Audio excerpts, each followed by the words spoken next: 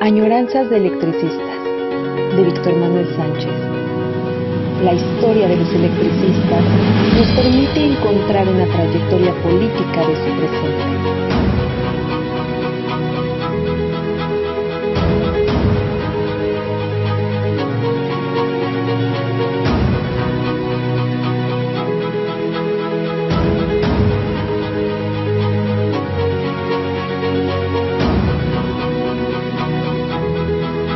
Comenzamos.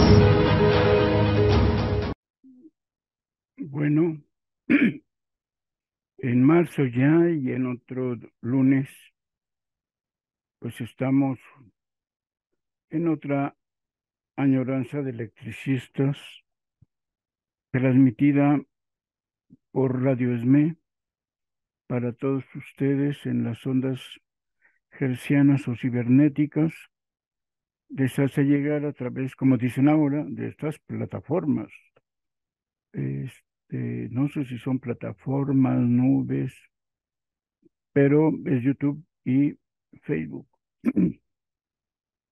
Estamos con todos ustedes.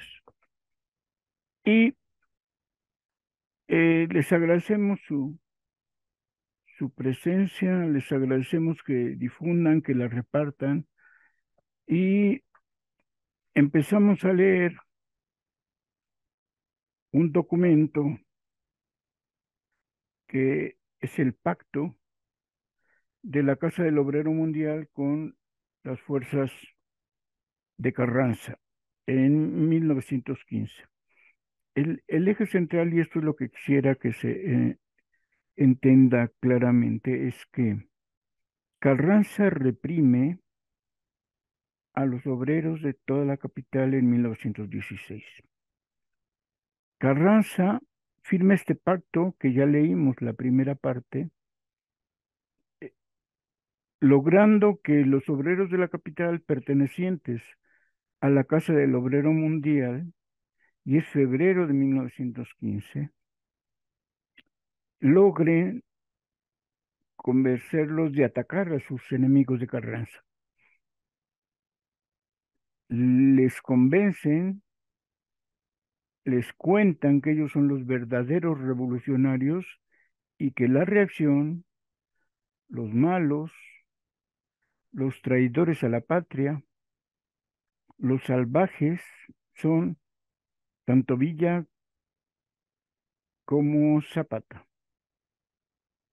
Crean los batallones rojos para combatir a esas fuerzas. Y la primera sorpresa que nos encontramos es que en el aniversario de los 50 años de la Casa del Obrero Mundial, que es parte de lo que quiero que reconozcan, hay una ideología de la Revolución Mexicana, una ideología que está formada y montada sobre esta mentira de Carranza, sobre esta ideología de convencimiento de los obreros de ese momento y futuros.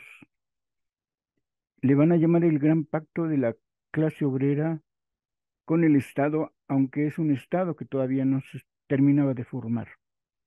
Entonces, los batallones rojos, creación de Carranza, Álvaro Obregón y el doctor Gerardo Murillo, el gran pintor, en realidad están en ese momento unidos, envuelven a los trabajadores de la capital, y la sorpresa es que el propio primer secretario general del ESME, cosa que no creíamos, cosa que siempre hemos dicho, que el ESME no participa en los batallones rojos. Pero esta fotografía que les presentamos la vez pasada muestra a Luis Herrera Ochoa, el primer secretario general del ESME, vestido de militar, y al pie de la página él mismo puso coronel de los batallones rojos, y lo dice con mucho orgullo. Y en su relato que él hace, precisamente dice que está con Carranza y que la Revolución Mexicana trajo todo el bienestar y toma como una ligereza tanto la represión de Carranza, en la huelga de 1916, como la formación de los batallones rojos, y afirma que efectivamente se formaron para que muchos obreros como él se fueran a combatir a la reacción. La reacción es, insisto, el Ejército Liberador del Sur y la División del Norte. Y efectivamente, todos los periódicos de Carranza y todos los generales, y cuando tomaban la palabra, se acusaba precisamente como reaccionarios, rebeldes y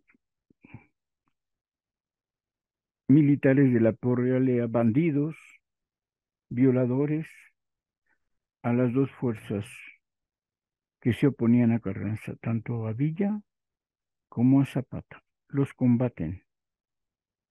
Y este pacto que estamos leyendo, que ya vimos que efectivamente se va a dedicar a difundir no solo los ideales de la Casa del Obrero Mundial, sino especialmente los de la Revolución Constitucionalista.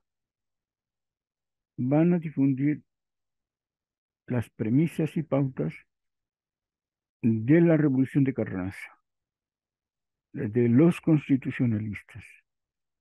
Y hemos insistido con claridad que al momento que la Casa del Obrero Mundial firma, cuando, ¿no? Y papelito en mano, firma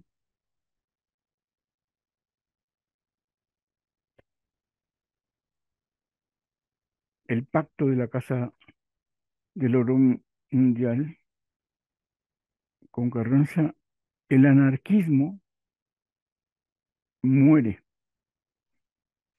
La Casa del Obrero, en realidad José Colado, que había aceptado ya ser jefe del Departamento del Trabajo desde 1914, habrá que ver cuántos compañeros más del tipo de Colado estuvieron en ese Departamento del Trabajo, con la idea, claro, de luchar, de defender, de dialogar con los obreros para obtener resultados positivos. El punto es que Colado y los más que hayan estado por el bienestar del obrero en el Departamento del Trabajo violaron los principios básicos del anarquismo de no tener relación ninguna con un gobierno, con un partido, con una fuerza revolucionaria. Entonces, desde octubre, varios dirigentes rompieron con el anarquismo por convenir a sus intereses y a los intereses, ellos siempre han dicho, del bienestar de la clase obrera. Entonces, ya no son anarquistas, y menos en febrero de 1915. Y esto es algo que no se recalca en la historia del movimiento obrero. Esto es algo, obviamente, que en los libros que van a escribir después sobre la Casa del Obrero Mundial, Luis Araiza o Rosendo Salazar, no van a decir que lo que hicieron es quebrar, romper la conciencia, la ideología, los principios anarquistas, porque han aceptado trabajar con las fuerzas de Carranza, con los constitucionalistas y atacar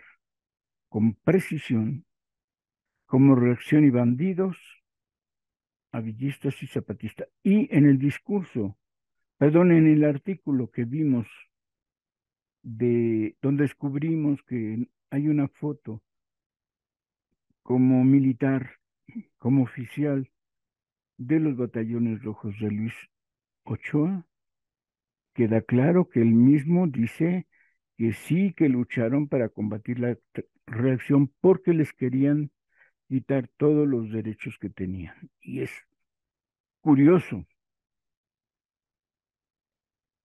para febrero de 1915 apenas llevaban dos revisiones de convenios y algunas conquistas, algunas cláusulas conquistadas con la firma de sus convenios con la compañía de luz, la Mexican Light and Power Company Limited, y con la compañía telefónica y telegráfica mexicana. Con Ericsson estaban todavía problematizando, discutiendo, negociando, pero en el artículo del 50 aniversario de la Casa del Obrero Mundial, tilda de reaccionarios y apoya firmemente y con conciencia y posición a la Casa del Obrero Mundial. Siempre hemos mantenido la idea que el ESME justo no forma parte de los batallones rojos, lo dicen en una asamblea, o lo cual obvio no quiere decir que algunos personajes, y se abre una chance más de investigar cuántos más, además de Velasco, fueron, perdón, además de Luis Ochoa, fueron a formar parte de los batallones rojos. Y esto es algo que debemos puntualizar. Fundamentalmente dos cosas. Una, la Casa del Obrero Mundial deja de ser anarquista. Dos, combaten con los batallones rojos a lo que en ese tiempo se llamaba la reacción, que era el Ejército Liberador del Sur, dirigido, comandado por Emiliano Zapata, y la División del Norte, comandada por Francisco Villa. Esos eran los reaccionarios. En todos los periódicos de la época, en especial en la capital, efectivamente, los grandes periódicos estaban a favor de Carranza y estaban en contra de los bandidos, del bandidaje de los campesinos. Y entonces lo que decimos que se monta desde entonces una gran ideología que la va a estudiar muy bien Arnaldo Córdoba y lo demuestra en ese libro, en esa gran investigación, justo que se llama así, la ideología de la Revolución Mexicana. Esta ideología se filtra y se consolida, tiene mayores elementos con la creación de la Constitución de 1917. En principio, uno nota que los carrancistas están en contra del movimiento obrero. Y lo saben los del ESME en ese momento, pero ya vimos que algunos no. Entonces tendríamos que leer con calma. Si quieren, revisamos algunas cosas para checar, como la propuesta ya en ese momento, sobre todo no por lo que escribe en el 50 aniversario de la Casa del Obrero, sino por esa fotografía de militar y él insistiendo que que fue parte, jefe militar de los batallones rojos, nos da cuenta clara que efectivamente, por ejemplo, trivializa la represión. Le echa en cara a unos militares segundones de que cerraron el edificio sindical, el Salón Estar, y se robaron sus archivos. Trivializa el locuaz de Carranza, que decreta juicio militar a los huelguistas. Y entonces es curioso que tome esa perspectiva. Vamos a revisar un párrafo rápidamente para que vean esto que les estoy diciendo. Déjenme buscar la página. Lo que estábamos diciendo es que nos sorprendió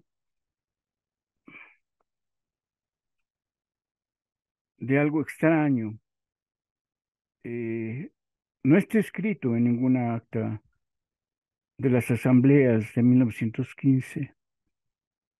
Está claro que el sindicato aprueba dejar de asistir a sus asambleas, es decir, de realizarlas en el local de la Casa del Obrero Mundial. No acuden más y es cuando van a conseguir la renta del Salón Star. dejan la Casa del Obrero Mundial justo cuando se enteran que hacen, eh, que van a unirse al carrancismo. Recordemos que en enero, a mediados, casi a finales, en la última semana de enero, el ESME acepta la incautación, aunque eso no era una propuesta ni propósito, permitan, ah, yo fui por un poco de agua, no era un objetivo ni propósito cuando se lanzan a la huelga en la Telefónica. De hecho, su objetivo era realizar 3 huelgas en el mes de enero. En la Telefónica Ericsson, en la Telefónica y Telegráfica Mexicana, o en la Mexicana y Telefónica y Telegráfica, y en la Compañía Mexicana de Luz y Fuerza Motriz. Con una semana de diferencia de fechas, entregan los 3 memoriales y la demanda es resolución a su pliego llamado memorial. En todos los casos no pasaban de 10 puntos o huelga, punto. La negociación era, revisemos si estaban dispuestos a negociar, porque por ejemplo en Compañía de Luz les eh, quitan, no les aceptan 3 puntos, como por ejemplo pactar con un sindicato. No se los aceptan, no les reconocen al sindicato, tampoco les reconocen o les permiten que es la policía interna. Fíjense bien, cada empresa seguramente, especialmente las extranjeras, tenían una policía interna. ¿Para qué? Obviamente para obligar, castigar, violentar las órdenes que imponían los jefes, los capataces de las empresas extranjeras. Algo así como lo que se ordene se cumple, punto. No lograron que la policía interna de la compañía de luz se quitara. En la Ericsson, curiosamente, el gerente sueco, Ostlund, les acepta todos los puntos, seguramente porque a la semana ya no les iba a hacer caso. Y como todos supimos, en la compañía mexicana telefónica y telegráfica, en ese momento, es curioso porque cuando estalla el conflicto con The Mexican Lion Power Company, están los convencionistas, alias Zapata y Villa, y se resuelve. Cuando estalla con la Telefónica, 8 o 10 días después, ya están los carrancistas. Y los carrancistas incautan la empresa. El proceso de incautación significaba, ponemos a un administrador nuestro, es decir, un administrador carrancista, para que no se suspenda el servicio, para que la luz siguiera funcionando mientras las pláticas con los propietarios continuaban, mientras con el incautador administrador continuaba el servicio. Pero la diferencia, y habrá que ver por qué se decidió esto, es que incautan y deciden que la administración no va a ser un teniente, un coronel, un militar carrancista, no. El doctoral, es decir, por digámoslo así, el secretario de Trabajo carrancista le dejan la decisión. Yo creo que es probable que sea una decisión del propio Carranza.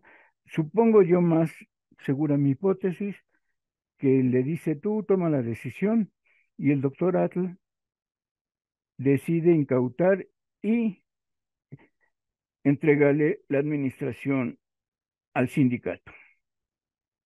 Bueno, la propia asamblea decide que uno de sus mejores dirigentes, líderes, obreros, sindicalista, Luis Morones, sea quien administre por asamblea.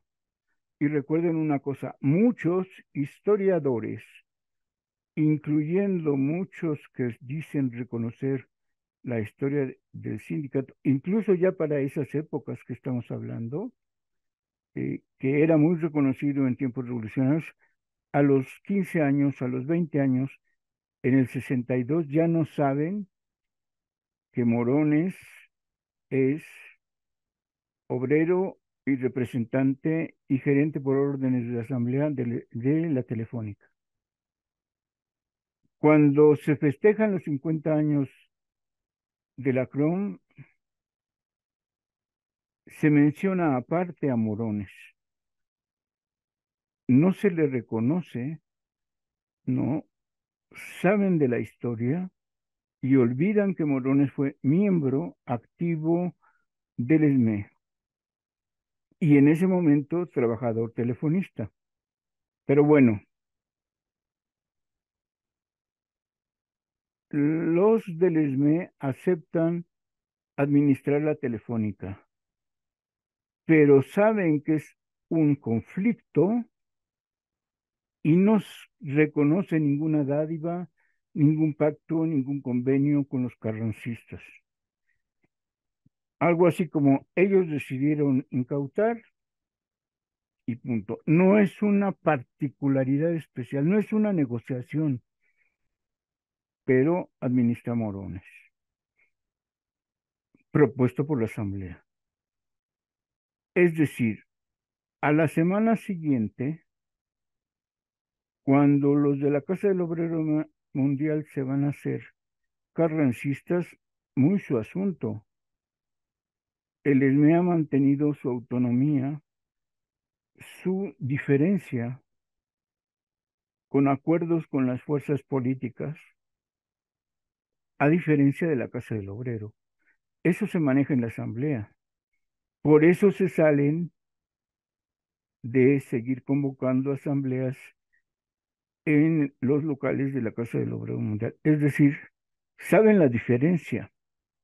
No quieren ya pactos con la Casa del Obrero Mundial porque reconocen que están, perdone, están pactando con los carrancistas.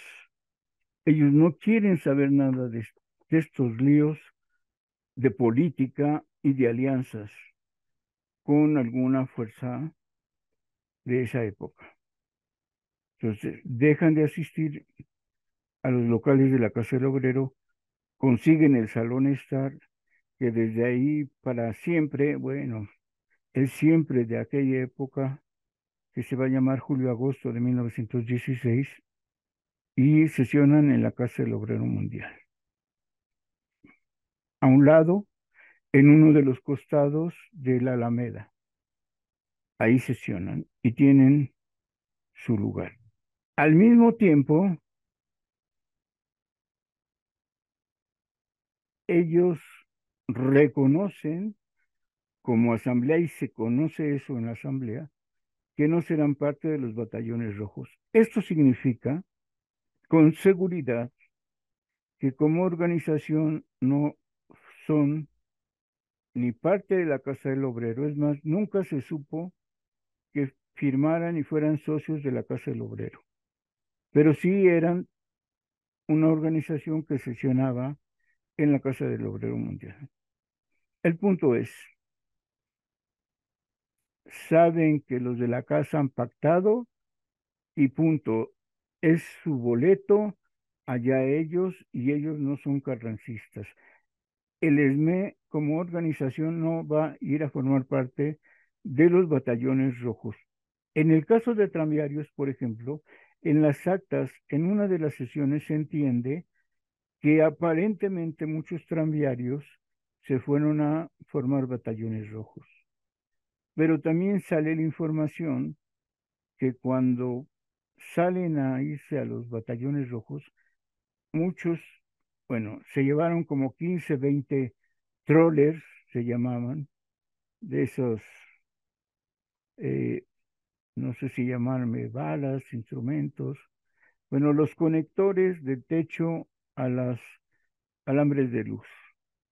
Eso le llamaban los troles. Se llevaron más de 15, casi 30 troles. Y eso aparentaba ser que se habían ido, perdón, muchos tranviarios a los batallones rojos. Todo esto está claro en los libros de actas, en las asambleas del ESME. Y la sorpresa que nos llevamos ahora, que esto significa que seguramente eh, pudo haber más, no lo sabemos. La sorpresa que nos llevamos ahora es que en estos 50 años estamos tratando de aclarar que lo que pasó, estas diferencias con la Casa del Obrero, estuvieron curiosamente negando al ESME su primer secretario general. Hay una foto ya grande, no hay una foto de joven de Luis eh, Ochoa Rivera. Si vemos esta foto que se publica en esta revista Deluxe, Ochoa se veía grande. Y el pie de página dice, primer secretario general del ESME y capitán de caballería de los batallones rojos. Les decía yo que voy a buscar en los libros, en las actas de las asambleas, si deja de estar constantemente en ellas Luis Ochoa. Ahorita a vuelo de pájaro yo sé que no dejó de estar ahí, pero en este mismo relato que él hace de la Casa del Obrero, incluso dice que sí, que es eso. Es mi sorpresa, supongo que la de muchos, como que el secretario general o el primer secretario general sí fue a matar convencionistas y que se hizo carrancista, como dice aquí, obedientes del varón de Cuatro Ciénegas. Es increíble que diga eso. Entonces, eh, decía yo que en este artículo donde él festeja a la Casa del Obrero Mundial, eh, relata que en otro artículo anterior se habla muy mal del pacto de la Casa del Obrero Mundial y se habla mal de que reprimió y se les hizo un juicio militar a los huelguistas.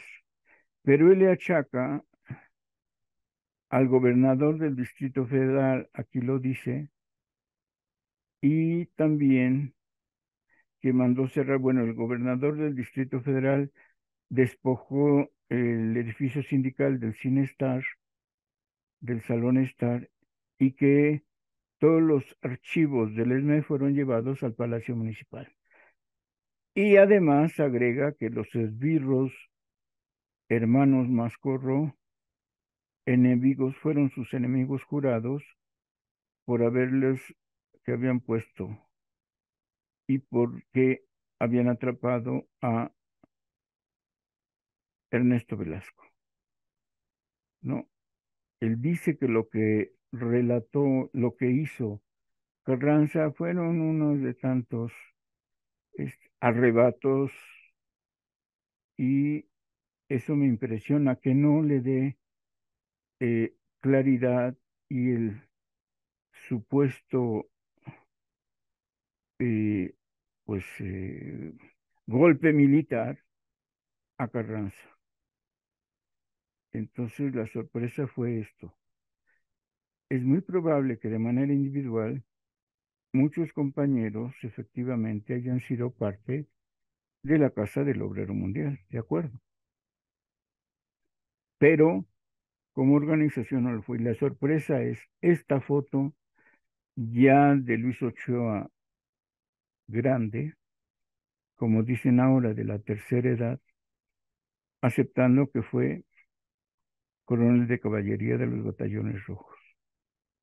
Vamos a ver si fue solo de aquellos obreros que se hicieron propagandistas y que no fueron a la batalla directa. Pero chequemos, es muy probable que efectivamente haya salido de licencia. Veremos el hueco donde se deja de mencionar y entonces podremos suponer que sí fue a las batallas.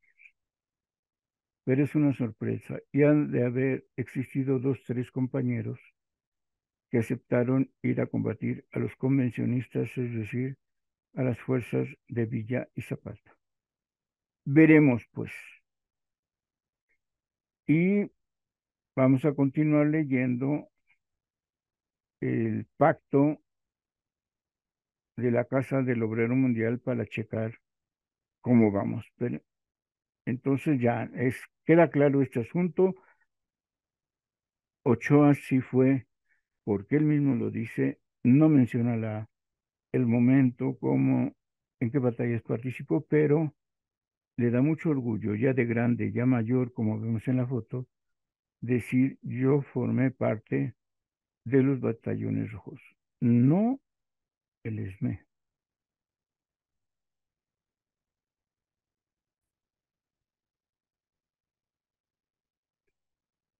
Entonces, estábamos leyendo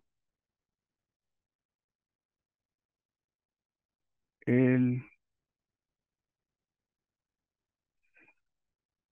ya leímos ya comentamos el artículo y bueno, hay algunas cosas que se olvidan. Menciona, por ejemplo, Ochoa, que las asambleas que las elecciones son anuales, se le olvida.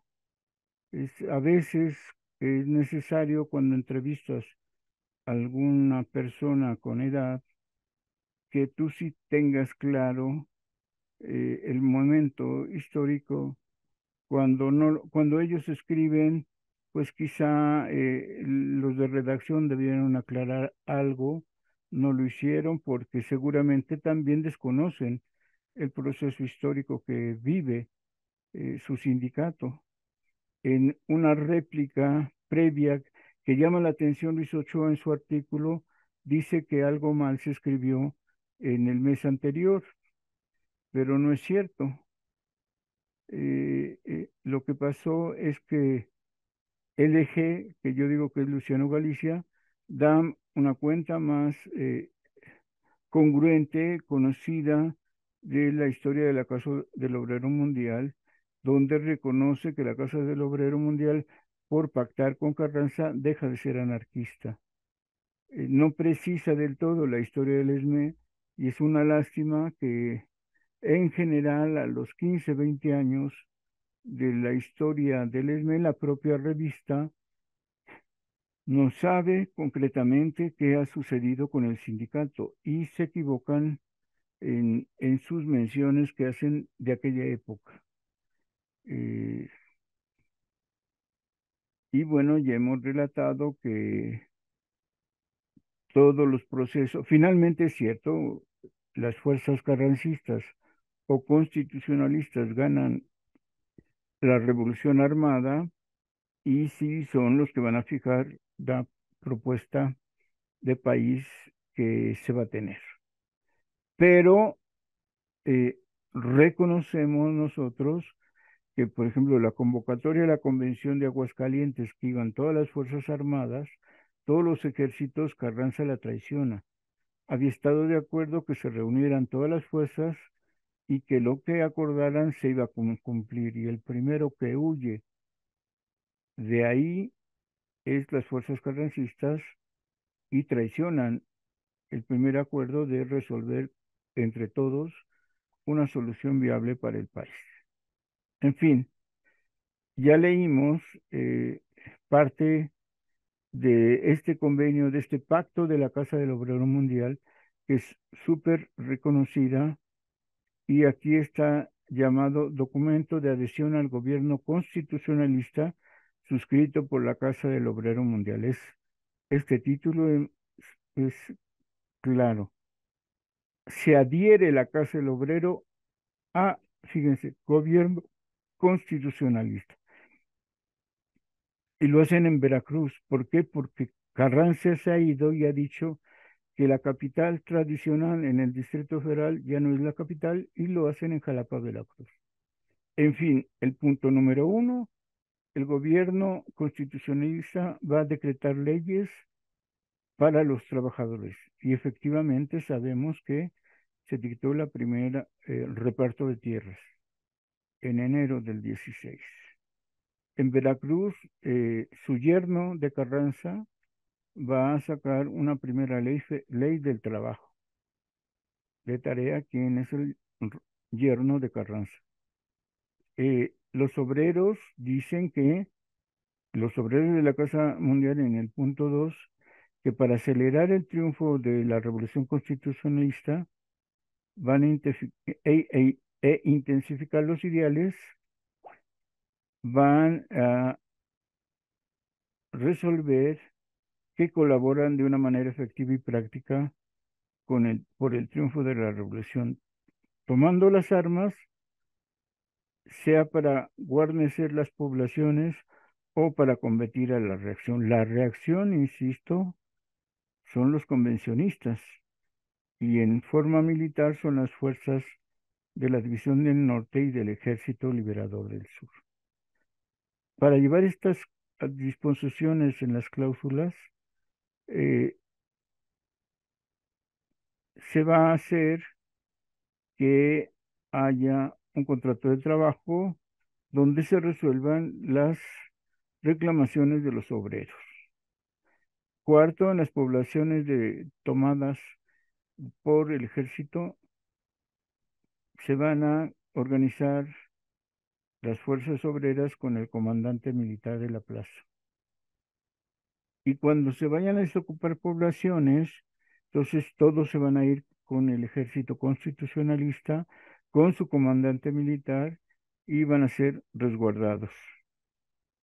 El quinto, las casas del obrero formarán listas y aquí es donde creo que puede estar el nombre de Luis R. Ochoa, eh, listas donde habrá eh, todos los compañeros que estén dispuestos a cumplir con el pacto.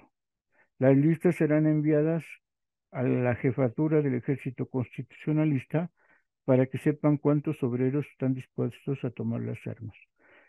En la sexta, los obreros de la Casa de la Obrero Mundial harán propaganda activa con todos los obreros de esos territorios, hablando incluso del movimiento obrero mundial. Hablarán bien de la revolución constitucionalista y demostrando a los trabajadores mexicanos las ventajas de unirse a la revolución constitucionalista, porque es efectiva para las clases trabajadoras en ese sentido. Séptimo, los obreros establecerán centros o comités revolucionarios en todos los lugares en que se juzgue conveniente. Habrá comités de propaganda y las agrupaciones que están a favor de combatir a la reacción. El gobierno fundará, en caso de ser necesario, colonias obreras en todas las zonas que tenga dominadas. Servirán de refugio a las familias de los obreros que estén tomando las armas o que en otra forma práctica se hayan adherido a la causa constitucionalista. Los obreros, el último, que tomen las armas en el ejército constitucionalista y las obreras que presten servicios llevarán una sola denominación: rojos, compañías rojas, batallones rojos, regimientos rojos, brigadas rojas o divisiones rojas. Este pacto, que así se le dio a conocer históricamente, se firmó el 17 de febrero de 1915. Rodolfo Aguirre, Rafael Quintero, Celestino Gasca, R. Subarán y Gonzalo García.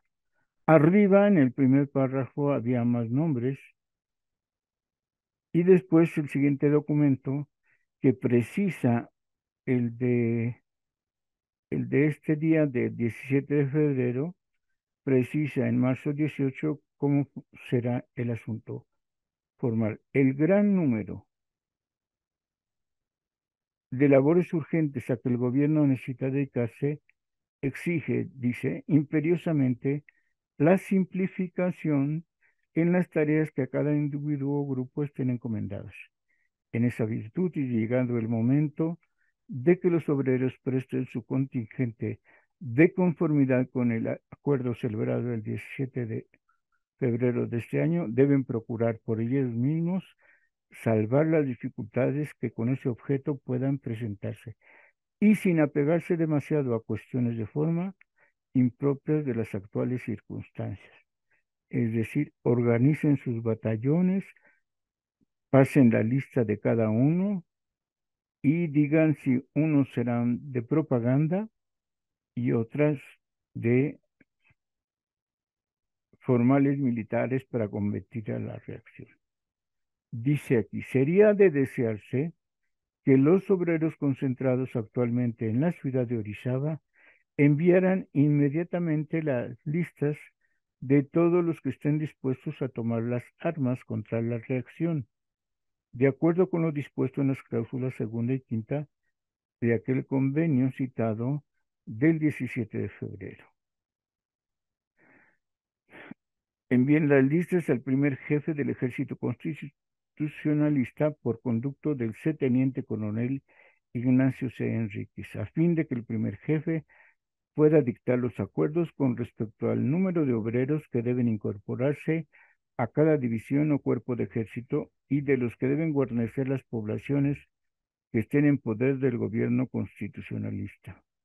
Los obreros que presten servicios de carácter militar quedarán en las mismas condiciones y con iguales derechos y obligaciones que los que tienen todos los demás ciudadanos que presten sus servicios en el ejército constitucionalista. Miren, aquí ya nos dan dos grupos. Uno, los que van a combatir, otro grupo que van a quedar para guarnecer las poblaciones y otro grupo que va a ser la propaganda respectiva.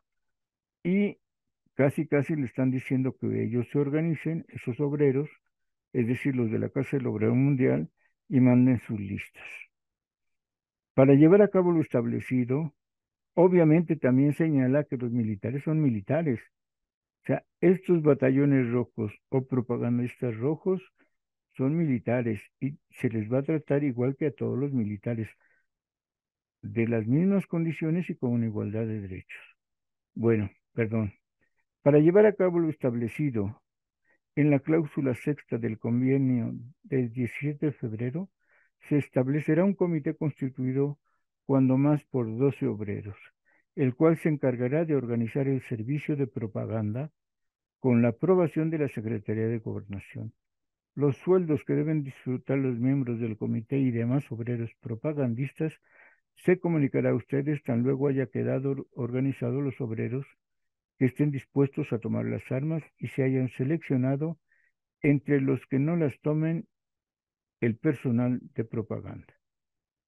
Se sabía y había avisos del ejército constitucionalista de que todos los que pasaran a ingresar a sus filas se les iba a pagar un peso diario. Hemos sabido, lo hemos comentado, que el salario de la época era cuando mucho de 30 centavos por día, que incluso cuando se hablaba de un peso constitucionalista, el valor concreto, real, que ya en el comercio común y corriente le daban al peso constitucionalista era de 10 centavos. Entonces, aquí dicen que les avisan a los de la propaganda cuánto les van a pagar. Da la idea que en vez de un peso les van a dar menos, 80 centavos quizá. Se tiene conocimiento de que los obreros de las fábricas de Santa Rosa y Río Blanco, los famosos obreros textiles de la huelga de 1907, se refieren a esos, en un movimiento de entusiasmo por la causa constitucionalista, pretenden cerrar las fábricas y dirigirse a Orizaba, secundando la idea de la Casa del Obrero Mundial. Encarezco a ustedes que, haciendo comprender a aquellos obreros cuánto estima el gobierno su actitud patriótica de combatir la reacción, les aconseja que estos obreros textiles que permanezcan en sus labores habituales, mientras se organiza debidamente el cuerpo a que ustedes pertenecen y resuelva el gobierno si deben aceptar desde luego el sacrificio de aquellos celosos ciudadanos cuya sola adhesión estima como grande ayuda para ser incorporados al ejército constitucional. Tienen idea que esas fábricas textiles tienen que seguir trabajando para mantener una economía más o menos estable. El lema Constitución y Reformas lo da en Veracruz, 18 de marzo, el secretario de Gobernación. Y antes se estilaba esta forma: va el contenido primero, después quién envía la carta y a quién va dirigida. Y así está redactada este documento: a los ciudadanos Rafael Quintero, Carlos M. Rincón, Rosendo Salazar, Juan Tudó, Salvador Gonzalo García, Rodolfo Aguirre, Roberto Valdés y Celestino Gasca, es decir, son los representantes del Comité Revolucionario de la Casa del Obrero Mundial de México presente. Queda claro entonces que este que precisa aclara mejor y dice que van a ser sumamente pragmáticos.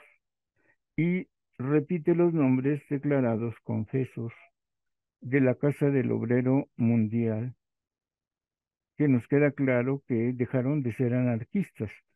En la primer firma, y yo he insistido, que cuando José Colado es nombrado director del Departamento de Trabajo y acude a una cita con los electricistas, lo hace como funcionario del gobierno carrancista, como director del Departamento de Trabajo. Cuando el ESME busca a este personaje, no lo hace como dirigente de la Casa del Obrero Mundial.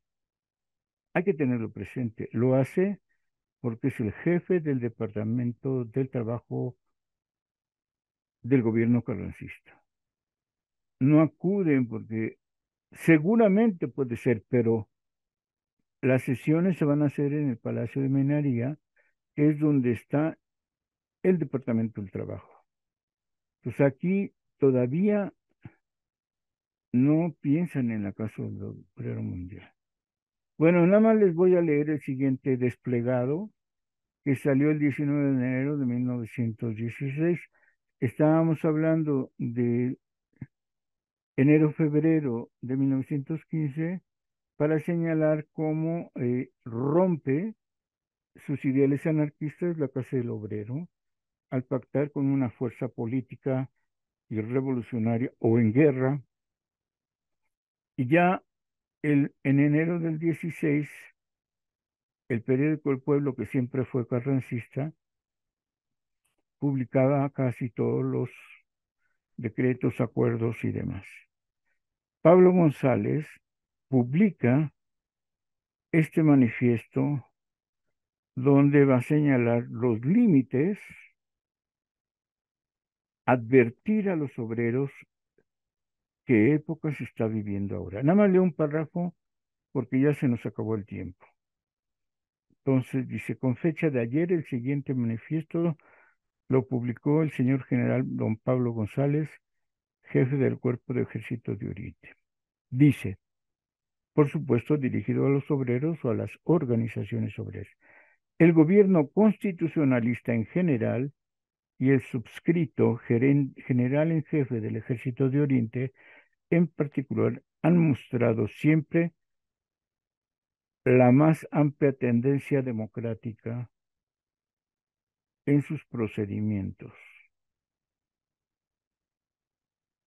y su caluroso interés por las clases trabajadoras. a las que se ha tratado de favorecer decididamente, ya con determinados elementos materiales proporcionados a las instituciones obreras, ya con un importante apoyo moral en la generalidad de las reclamaciones obreras. Desgraciadamente, esta simpatía y este apoyo del gobierno constitucionalista para el obrero han sido interpretadas en forma inconveniente y errónea por ciertos líderes de las clases trabajadoras. Lo vamos a dejar ahí. Ya está clara aquí la amenaza de que no saben interpretar ni las acciones ni las ideas del gobierno carrancista. Son erróneas. Son erróneas por ciertos líderes. Primero, el pacto es sumamente claro. La agilización del pacto es preciso. Ya están bajo las órdenes del ejército constitucionalista. Ya es Carranza su jefe, cuidado. Y además no saben interpretar los acuerdos del ejército constitucionalista y menos los procedimientos de Carranza. Así empieza enero de 1916 con el general Pablo González, aquel que ordenó o va a ordenar, porque es 16, va a ordenar el asesinato y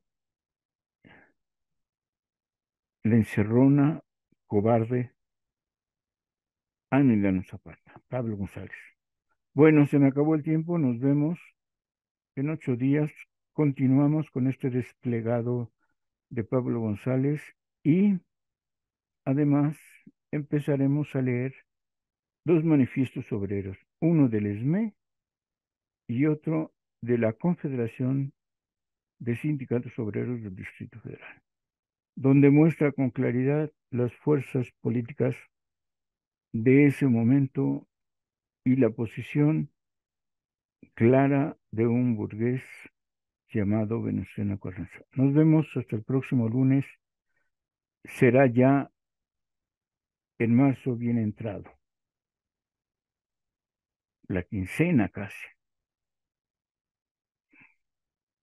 Hasta entonces, en otra añoranza de electricistas.